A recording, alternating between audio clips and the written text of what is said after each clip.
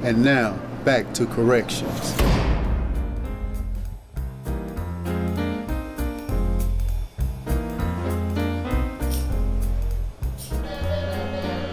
Come right in. Have a seat on the exam table, please. Alright. You are John Gunn, is that right?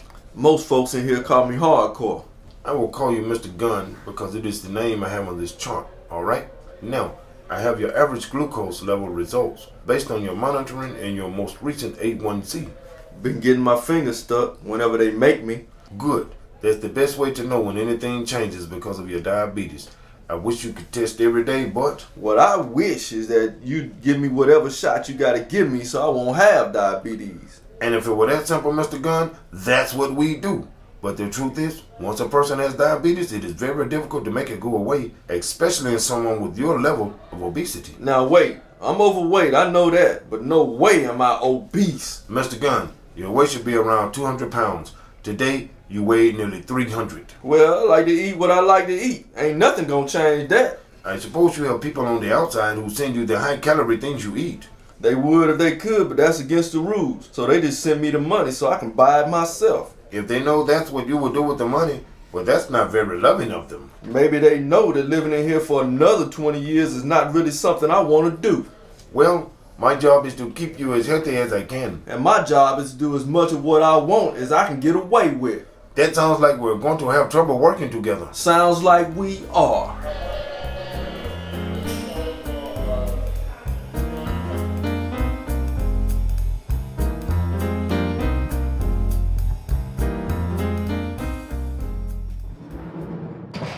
Brandon, you're in luck.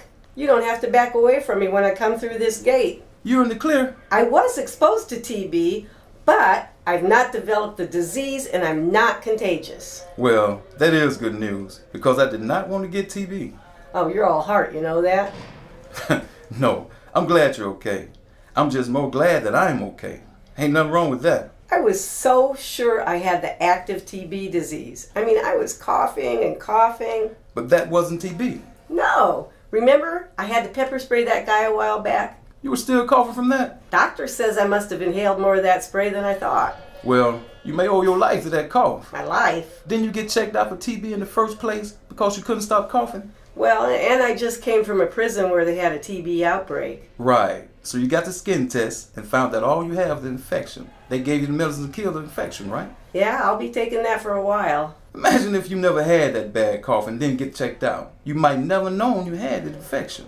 And you wouldn't have got the medicine to kill the TB infection. And that little infection would have grown into the actual TB disease. And you would be so sick you might die. And we'll all be under quarantine. And your daughter will be at risk and... I get the picture, man. But none of that's going to happen because I got tested. That's right. Brandon, look. Every single inmate in this facility ought to be tested. And whenever somebody new comes in here, they ought to be tested. And everybody else ought to be tested again.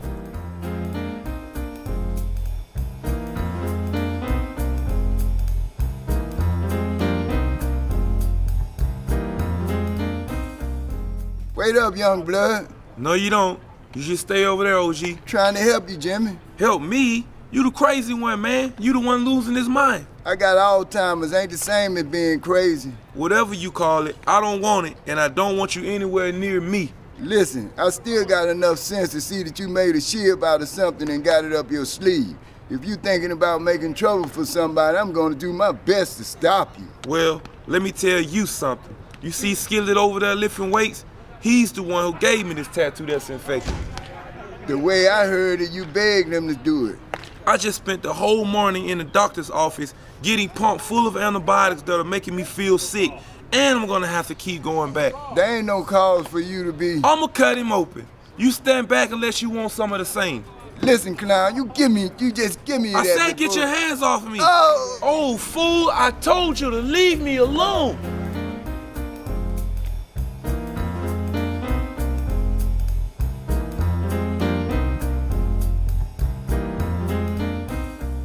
Hey, don't even think about missing the next episode of Corrections. You might regret it if you do. Corrections is dedicated to the memory of Mr. Chalmers Wright. Thank you to the employees at the William E. Donaldson Correctional Facility and to the Alabama Department of Corrections. Thanks also to those who generously supported the making of this program through donations to the UAB crowdfunding site. These are the actors that performed this drama in their order of appearance. Officer Brandon was played by Ronald McKeithen. Dr. Jonas, Nia Carter, and Mrs. Carter were played by Ashley Conaway. Officer Dorothy Martin was played by Connie Kohler. Johnny Gunn was played by Hassani Jennings. Jimmy Henderson was played by Christian Spanks. Ron Carter was played by Mark Giles. Charles McCracken was played by Johnny Mack Young. Mrs. Day was played by Contenna Moore. Sean Patterson was played by James Rogers. Dr. Hernandez was played by Stacy Manning. Officer Crawford was played by Curtis Henderson. The Warden was played by James Head. Officer Nichols and Sergeant Hope played by Greg Wynn. Skillet played by Demetrius Huckabee. Understudies and extras: Jeffrey Williams, Michael Thomas, Cornelius Bridges, Derek Singleton, and Calvin Ford. And I am Destry McKinney, your announcer. Corrections was written by the inmates at Donaldson Correctional Facility under the guidance of Lee Shackelford. It was performed by the inmates under the direction of Dennis McLerner. Both are at the University of Alabama at Birmingham Department of Theater. Production assistants were Caroline Dorina, Ashley Conaway, along with James Head, sound engineer. Corrections is brought to you by the UAB School of Public Health and PCI Media Impact, and executive producer Dr. Connie Kohler. Lead producers include Dr. Janet Bronstein, Dr. Elizabeth Delzell, Dr. Yoko Kawamura, and Robin Parencio. Producers include Angela Ballman, Sheila and Clarence Blair, Elizabeth Hunter, Maggie Lerner, Dr. Chuck and Katie Mann, Mona McCarty, Geraldine Powell, Dr. Arvind Singhal, and Paul Wolf. Many thanks to the generous supporters of this program.